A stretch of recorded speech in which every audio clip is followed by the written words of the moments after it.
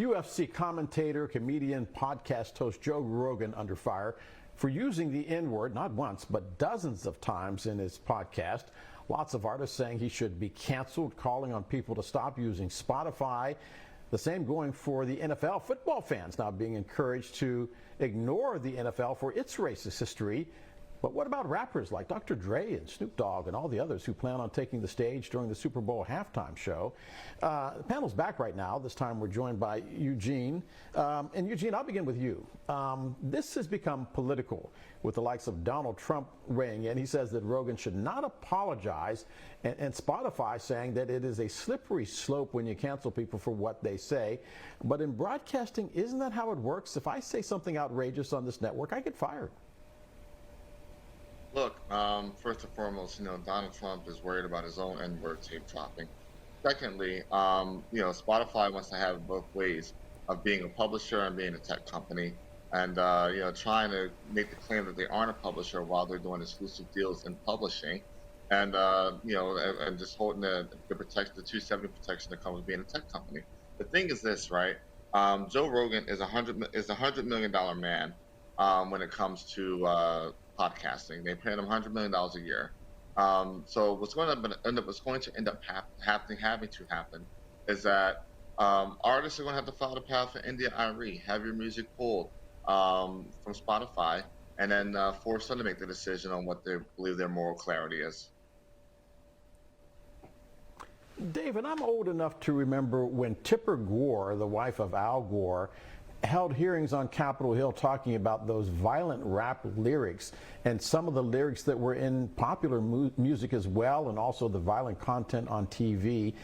Has the pendulum now swung all the way to the other side, where if you drop the N-word not once, not twice, but dozens of times, you're backed by the company that says, hey, it's free speech. This is what we do? I guess it's really hard to figure out where this stops. I think, Eugene makes a good point, but the problem is that Joe Rogan is by far not the only person saying this type of stuff on Spotify. And where does this stop? It's a very much a slippery slope. Joe Rogan is a pretty moderate figure considering what I could download on Spotify. And here's the thing. Let's say, of course, with market power, like you're suggesting, Del, you say something outrageous, I could tune out of BNC, right? Well, Joe Rogan already has a potential $100 million deal at Rumble. So cancel culture doesn't really work, especially with someone has as large of a base as Joe Rogan, no matter what you think of him. So in the end, yeah, what Eugene is saying is correct. Is Spotify a technology company? Is it a platform? Is it a purveyor of content? It's a very interesting legal question. Notwithstanding, Joe Rogan is by no means the most controversial figure on Spotify. You name an extremist, I can find all of their content on Spotify. You name a rapper that says things that make all of us blush, I can find them on Spotify. And if I can't find them on Spotify, I can find them on Apple Music, I can find them on Amazon's Music, I can find them on YouTube. So where does the buck stop? But the thing is, there's no equivalency between anything a rapper would say and any white guy using the N-word. There's no space where a white person should ever use the N-word. And so I don't think you need to make that equivalency. So, no, but let me push back. Why?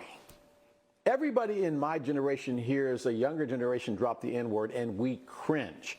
And Joe Rogan, because he's white, drops the N-word and everybody wants to cancel. What's the difference? The word is the word. Look, there's historical context, there's this cultural context there. And I mean, I think it goes without explaining that no white person should ever be using that word. I mean, and especially in this particular case when it comes to Joe Rogan, I mean, it's not just his use of the word. It's the, oh, hey, we're going to compare the city of Philadelphia to Planet of the Apes. It's, oh, hey, he told a gentleman, oh, you have the best of both worlds with mixed parents. You have a black body and a white brain. I mean, this is not just, one isolated incident. I mean, look, the video itself was multiple dozens of incidents of using the N-word, but it's also, a track record of him using incendiary racial language for shock jock value. And, Spotify should not be standing by it. And look, I hope black artists that help fund this, that help fund that whose music helped build Spotify, follow the lead of India IRE and pull their music from Spotify. But there's no equivalent between anything a rapper say and a white guy using the N-word. So disagree. anything, so including A lot of Eminem people. condoning violence against gay people, women, etc., not just black artists, white artists. So where do we stop with this, right? I mean, all of music until like even music created now is not in a good place for a lot of people. So do we just cancel everyone and just have completely censored music?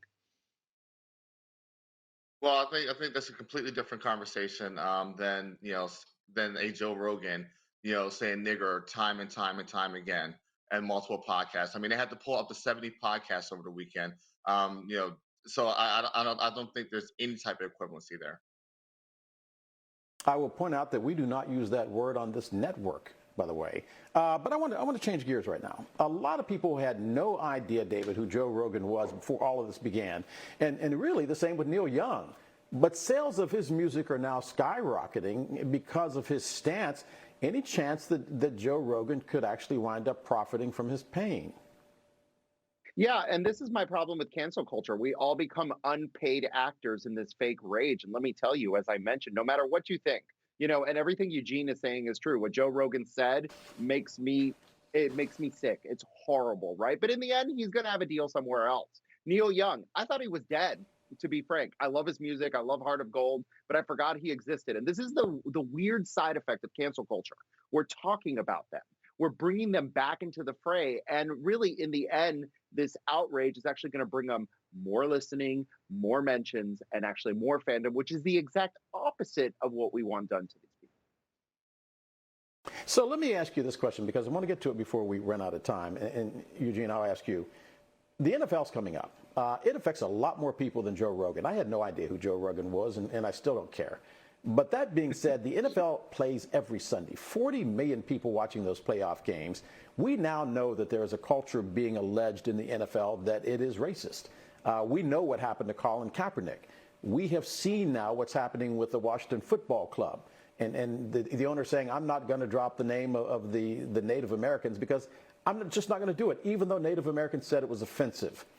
Why should we not be asking the same of artists who plan on performing at the halftime show, like Dr. Dre and Snoop Dogg and all the others? Well, I mean, look, for what is being reported that it's essentially just upside for the artist. I think the thing is this, right? If the NFL is not going to clean up its act, the NFL is a nonprofit organization. That nonprofit status needs to be pulled. If that's what it's going to be. If you're going to have one black coach out of 32, if you're going to have a situation where the team like the Giants has never hired a black coach or a black quarterback for that matter, in a full starting capacity, if that's how the NFL is going to operate, then I think, look, the more effective thing would be to look at the NFL's, special protected nonprofit status, might I add. It's not like anything else in a tax code. All I got to say is thank You know, goodness Rosa Parks isn't the artists alive that today perform, the artists because that perform at the people Super would be Bowl saying, aren't paid. Miss Parks, I'm sorry, but I got to, that seat's empty right now. I'm going to take it. Eugene and David, they're coming back in our next hour. Stay tuned for more DC Today. We'll be right back.